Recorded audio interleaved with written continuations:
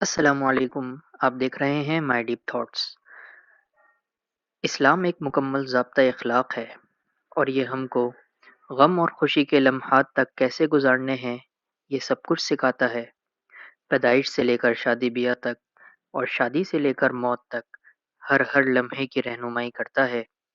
تو آج کی ویڈیو میں ہم زندگی کے کچھ اہم حصوں میں سے ایک اہم حصہ شادی سے متعلق حضور اکرم صلی اللہ علیہ وسلم کے ارشادات سے رہنمائی حاصل کریں گے کہ ان کی شادی کس طرح ہوئی اور شادی کی دعوت کیسی تھی اور دوسروں کی شادی بیاہ سے متعلق ان کی زندگی کیسا نمونہ پیش کرتی ہے۔ تو ویڈیو میں آگے بڑھنے سے پہلے ایک ضروری گزارش کہ 90% لوگ ہماری ویڈیوز کو بغیر سبسکرائب کیے دیکھتے ہیں، تو اگر آپ کو ہمارا کام پسند ہے تو چینل کو ہمارے لازمی سبسکرائب کریں اور ساتھ ساتھ بیل آئیکن کو بھی دبائیں تاکہ ہر آنے والی ویڈیو کی نوٹیفیکیشنز آپ کو ملتی رہے۔ تو بغیر کسی تاخیر کے اپنے موضوع کی طرف لوٹتے ہیں۔ حدیث نمبر 1۔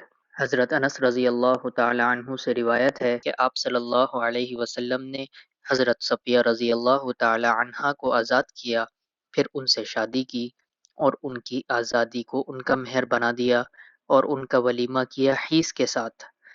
حیث وہ کھانا جو کہ کھجور، پنیر اور گھی سے مل کر بنایا جاتا ہے۔ اس سے ہمیں معلوم ہوتا ہے کہ کتنی سادگی سے دونوں جہاں کے آقا صلی اللہ علیہ وسلم نے اپنا ولیمہ کیا۔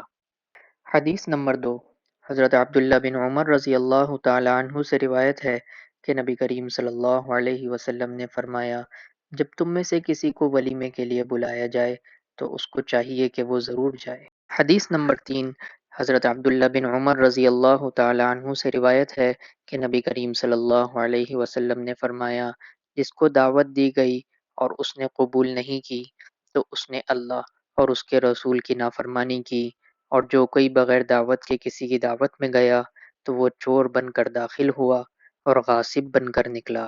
تو اس سے ہمیں دعوت کو قبول کرنے کی ترغیب اور اس کے ساتھ ساتھ طفیلی بن کر بغیر کسی اجازت کے کسی کی دعوت میں جانے پر کتنی سخت وعید ہے یہ ہم کو اس حدیث سے معلوم ہوتی ہے۔ حدیث نمبر 4۔ حضرت انس رضی اللہ تعالی عنہ سے روایت ہے کہ نبی کریم صلی اللہ علیہ وسلم نے حضرت عبد الرحمن بن عوف رضی اللہ تعالی عنہ پر زرد رنگ کا اثر دیکھا تو فرمایا یہ کیا ہے؟ تو انہوں نے فرمایا کہ میں نے ایک عورت سے شادی کی، گٹھلی کے وزن کے برابر سونے پر آپ صلی اللہ علیہ وسلم نے فرمایا اللہ تعالی برکت دے، ولیمہ کرو اگرچہ ایک بکری ہی کیوں نہ ہو۔ تو اس میں ہمارے لیے رہنمائی ہے کہ نبی کے ہوتے ہوئے نبی صلی اللہ علیہ وسلم کو شادی میں نہیں بلایا، تو اس میں آپ صلی اللہ علیہ وسلم نے ان کی اس بات کا برا نہیں بنایا کہ مجھے کیوں اپنی شادی میں نہیں بلایا جبکہ میں نبی ہوں، بلکہ خوشی کا اظہار فرمایا اور نکاح میں برکت کی دعا دی۔ حدیث نمبر 5۔ حضرت انس رضی اللہ تعالی عنہ سے روایت ہے کہ آپ صلی اللہ علیہ وسلم نے اپنی بیویوں میں سے کسی کا ایسا ولیمہ نہیں کیا جیسا کہ حضرت زینب رضی اللہ تعالی عنہا کا کیا کہ آپ صلی اللہ علیہ وسلم نے ولیمہ بکری کے ذریعے کیا۔ اس حدیث میں نبی کریم صلی اللہ علیہ وسلم کا سب سے شاندار اور بڑا ولیمہ بتایا گیا ہے کہ ولیمہ صرف ایک بکری سے اور کوئی دکھاوا نہیں تھا۔